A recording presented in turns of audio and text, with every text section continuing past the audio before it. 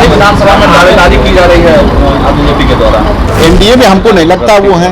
अब एनडीए में है, कहाँ है उनको बताइए। एक भी सीट मिला नहीं तो कैसे उनको एनडीए में मान रहे हैं। मदन राम मांझी तो सहमत नहीं है आप लोग जो वो कह रहे हैं। मदन राम मांझी जी भारत सरकार के एक मंत्री हैं, लेकिन हमारे नेता आदरणीय चिराग पासवान जी ने स्पष्ट कर दिया। देखिए, हर पार्टी का अपना अपना आइडियोलॉजी, हर पार्टी का अपना अपना सोच होती है। निश्चित रूप से आपका कहना जरूर है कि एनडीए के घटक दल में जीतन राम मांझी जी भारत सरकार के एक मंत्री हैं, लेकिन हमारे नेता आदरणीय चिराग पासवान जी ने स्पष्ट कर दिया है। माननीय उच्च न्यायालय के फैसले को हम लोग चैलेंज नहीं करते हैं, लेकिन हमारे नेता चिराग पासवान जी ने स्पष्ट कहा है, इससे हम लोग पार्टी में ये विचार किया गया है कि पुनः हम लोग माननीय उच्चतम न्यायालय में जाएंगे और अपनी बात को रखेंगे, और इस पे हम लोग की सहमति नहीं है, उस पे हम लोग जाएंगे, पार्टी जाएगी। अब जीतन राम मांझी जी का क्या, उनकी पार्टी का क्या सोच है, उस पर बयान देने के लिए हम बाध्य नहीं। मेरे नेता स्पष्ट कर चुके हैं, उस पर पार्टी काम कर रही है। एनडीए में फिर एकजुटता वाली जो बात कही जा रही है, तो विचारों में भिन्नता तो देखी जा रही है ना। नहीं, देखिए, विचारों में भिन्नता रहती ही है।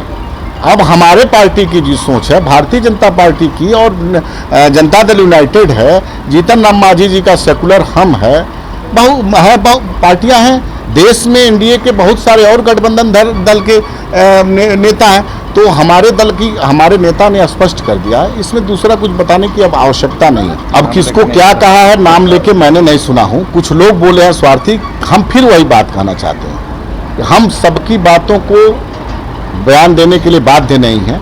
उन्होंने जिस दिन नाम लेके हमारे नेता के प्रति बोलेंगे, उस दिन हम उनको जवाब देंगे। अब उनकी सोच उनकी पार्टी की अलग है, मेरे पार्टी की सोच स्पष्ट हमारे नेता आदरणीय चिराग पासवान जी ने स्पष्ट कर दिया। पिछले दिन आए थे तभी, तो हमारे नेता की सोच है, उस पर पार्टी हमारी काम कर रही है। और हमारे नेता ने स्पष्ट कहा कि माननीय उच्चतम न्यायालय में हमारे दल जाएगा, अपनी बातों को रखेगा। उम्मीद है कि उच्चतम न्यायालय के न्यायाधीश, माननीय न्यायाधीश हमारे पक्ष में फैसला करेंगे। पुनर्विचार करने की क्या जरूरत है, क्यों जरूरत है? हमारे पार्टी की आइडियोलॉजी नहीं, हमारे पार्टी की सोच, हमारे पार्टी के सोच के विपरीत फैसला आया है, तो निश्चित रूप से भारतीय संविधान में व्यवस्था है कि हमको अपनी बात सुप्रीम कोर्ट में रखने का अधिकार है, हम रखेंगे। माननीय सुप्रीम कोर्ट से हम हम उम्मीद रखेंगे कि हमारे पक्ष में फैसला मिले। भाजपा भी आप लोग के साथ नहीं है, तो कहीं ना कहीं जीतन राम मांझी के साथ ही हम नहीं कह रहे हैं कोई रहे या न रहे, इस पे मैं कुछ नहीं बोलना चाहता हूँ। मेरे नेता, मेरी पार्टी की जो सोच है, हमारे नेता ने स्पष्ट कर दिया, उस पर पार्टी काम कर रही है। जीतन राम मांझी तो सहमत नहीं है आप लोग जो वो कह रहे हैं। फिर मैं बताना चाहता हूँ, हम उनकी सोच का जवाब देने के लिए बाध्य नहीं है। हमारे नेता आदरणीय चिराग पासवान, हमारी पार्टी लोक जनशक्ति पार्टी रामविलास की जो सोच है, उसको हमारे नेता ने आपके सामने स्पष्ट कर दिया है, और उस पर पार्टी काम कर रही है। देखिए, बोलने के लिए सब पार्टी का अधिकार, अभी तो उनका दल बना नहीं है। प्रशांत किशोर जी अभी काफ़ी दिनों से घूम रहे हैं, दल बना नहीं है। और हमको लग रहा है जिस दिन दल बनेगा, हर दल का अधिकार है कि अपनी अपनी बातों को रखने का। ये हमारे संविधान में सबको हक दिया गया है, सभी पार्टी को अपनी बात रख के जनता के बीच जाने का।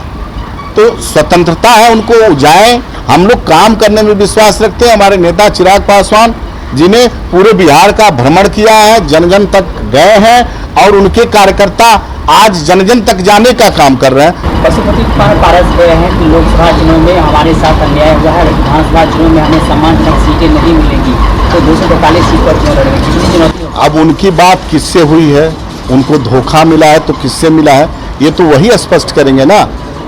और चुनाव, फिर मैंने कहा कि सभी दल को सभी सीटों पर चुनाव, सबको लड़ने का अधिकार है। वो जैसा बोल रहे हैं, उनको लड़ने का अधिकार, उनको लड़ना चाहिए था। हमको लगता है जब से पार्टी हमारी दो भाग में बटी है, तब से एक भी चुनाव लड़ने का उन्होंने काम नहीं किया है। वो लड़ेंगे नहीं लड़ेंगे, इसका निर्णय स्वयं लेंगे। करारी विधानसभा में दावेदारी की जा रही है अब बीजेपी के द्वारा। कौन दावेदारी कर रहा है? अब दावेदारी कर रहे हैं तो लड़े ना, कौन उनको रोक रहा है? वो एनडीए से टिकट मांग रहे हैं ना। अब एनडीए से मांग रहे हैं तो किससे मांग रहे हैं? जिससे मांग रहे हैं उनका नाम स्पष्ट कर रहे हैं, उनसे लड़ाई। इसमें हम कहाँ हैं? हम अब वो तो एक बार आप देखे होंगे, जब उनको एक भी सीट नहीं मिला था लोकसभा में, तो निर्णय लिए थे कि हम लोग लड़ेंगे, फिर नहीं लड़े, फिर बीच में बोलते हैं। तो ये स्वतंत्र हैं, उनको स्वतंत्र हैं, वो लड़े। कि नहीं लड़ेंगे, वो तो उनसे वही बताएंगे ना, उसमें हम क्या बोल सकते एनडीए में कंफ्यूजन है क्या अभी भी? हैं। एनडीए में हमको नहीं लगता वो हैं। अब एनडीए में है, कहाँ है उनको बताइए, एक भी सीट मिला नहीं तो कैसे उनको एनडीए में मान लें। मोदी जी एनडीए में नहीं है। मेरे समझ से तो नहीं है। वो कह रहे हैं कि अकेला चलेगा। हैं? देखिए एनडीए में थे वो, हम स्पष्ट कर रहे हैं, लेकिन उन्होंने एनडीए से स्वयं को इस्तीफा कौन दिया? भारत सरकार के कैबिनेट मंत्री से इस्तीफा दिया। उसके बाद बजाबते प्रेस कॉन्फ्रेंस किए, बजाबते उन्होंने कहा कि मेरे पास जितने भी मेरे सांसद हैं सब लोग लड़ेंगे, लेकिन नहीं लड़े। तब एनडीए में है कि नहीं, वही बताएंगे ना सर।